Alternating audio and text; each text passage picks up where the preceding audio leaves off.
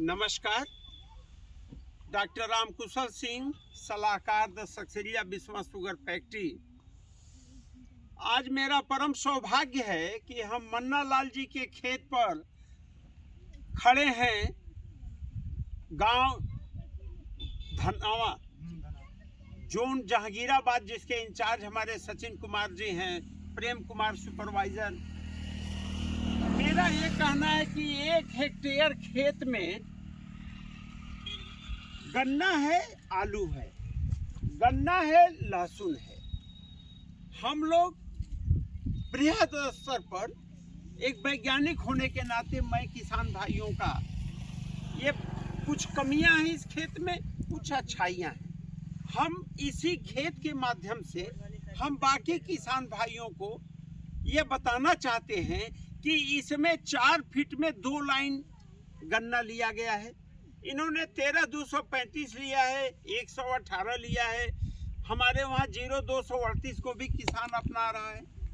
मेरा उद्देश्य है कि CO 15,023 जो एक गन्ना 2 किलो से 4 किलो का होता है, उसको किसान बहुत बड़े क्षेत्रफल में लगाए। जैसे 238 को जो प्यार दिया, वही प्यार 15,023 को दे। अब 2 लाइन जब आप लगाते हैं तो आपका बीज 6 कुंटल बीघा या 30 कुंटल एकड़ लगता है। हम चाहते हैं कि आप 5 कुंटल, 6 कुंटल, 7 कुंटल पर एकड़ के गन्ने के टुकड़े से अपनी बुआई कर दें। बुआई करने के लिए जरूरत है आपको ट्रेंच से 9 इंच 10 इंच गहराई में लाइन निकालें। सिंगल लाइन 4 फीट की दूरी और 2 आंख का टुकड़ा बीजामृत या गाय के मूत्र या पानी, ट्राइकोडर्मा। हम जैविक और इनऑर्गेनिक यानी आपके खेत में कार्बन की मात्रा कैसे बढ़े, इसको लेके हम चिंतित हैं। मेरा उद्देश्य है कि हमारा किसान गन्ने में गेहूं बोए, गन्ने में आलू बोए, गन्ने में लहसुन बोए, गन्ने में मसूर, मटर, चना, गन्ने में मूंग, उड़द। क्यों? ताकि कार्बन इस मिट्टी में जब आएगा, ये देखिए मिट्टी की, ये धनौरा गांव जो जलभराव क्षेत्र जहांगीराबाद का है, इसमें आप देखिए यहाँ की मिट्टी में नमी कम है और यहाँ तो हल्की सिंचाई करने पर भी बहुत ज़्यादा नमी आ गई है। तो नमी को रोकना यहाँ की पहली चुनौती है। कैसे रोकेंगे? 5 किलो गाय का ताजा गोबर पानी में मसल दीजिए, 5 लीटर मूत्र डाल दीजिए, 1 किलो गुड़ का शरबत बना के डाल दीजिए। कुल 20 लीटर 40 लीटर पानी में 5 किलो गोबर को अच्छी तरह मसल दीजिए। 24 घंटे के लिए छोड़ दीजिए। फर्मेंटेशन की क्रिया होगी। जितने हमारे जो मित्र जीवाणु हैं गोबर, गाय के गोबर में, वो गुड़ खा करके कई हजार गुना बढ़ जाएंगे। 24 घंटे बाद उसको 100 लीटर पानी में 1 एकड़ खेत के लिए आप तत्काल छिड़काव कर दें, या तत्कालिक प्रभाव से गाय का ताजा मूत्र एक जो नैपसेक स्प्रेयर टंकी जिसको कहते हैं, उसमें 1 से 1.5 लीटर डालिए। ताजा मूत्र सुबह के टाइम पर छिड़काव कर दीजिए, आपको कोई कीड़ा नहीं लगेगा।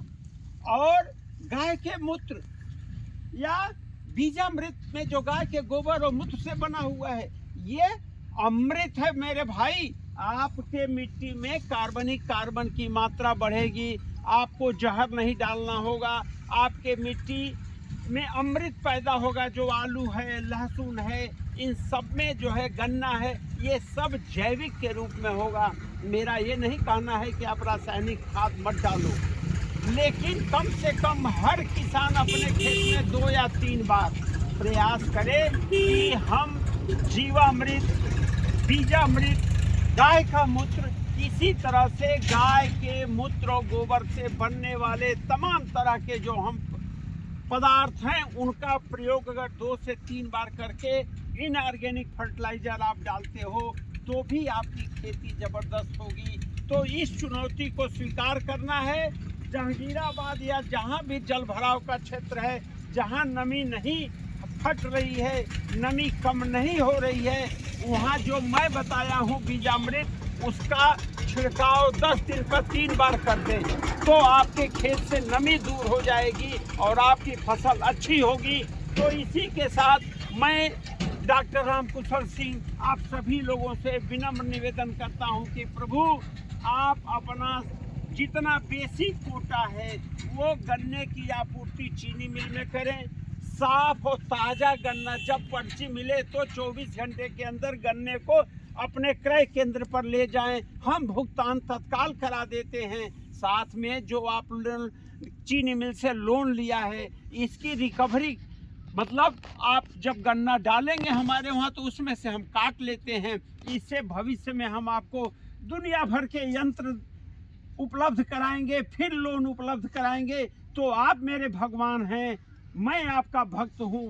चीनी मिल की रक्षा करना आपका कर्म है, तो आप प्रयास करके सबसे ज़्यादा साफ सुथरा गन्ना चीनी मिल को लाइए, अपने जो भी कर्ज लिए हैं उसका भुगतान कर दीजिए और 4 फीट की दूरी सिंगल लाइन 15023 जल भराव के लिए 13231 गन्ने को आप एडाप्ट करिए, जिससे आपके खेत से कम 100 कुंटल प्रति बीघा या 500 कुंटल पर एकड़ की उत्पादन हो, साथ में आलू लहसुन से अतिरिक्त आमदनी हो। तो मेरा उद्देश्य यही है कि आपके खेत की मिट्टी कार्बन की मात्रा बढ़ती रहे, अनंत काल तक मिट्टी स्वस्थ रहे, आप स्वस्थ रहें, वातावरण स्वस्थ रहे। तो प्रयास करिए कि हम एक ऐसे समाज का निर्माण करेंगे जहां किसी को कोई दुख ना हो और प्रदूषण मुक्त वातावरण में सबको स्वच्छ हवा,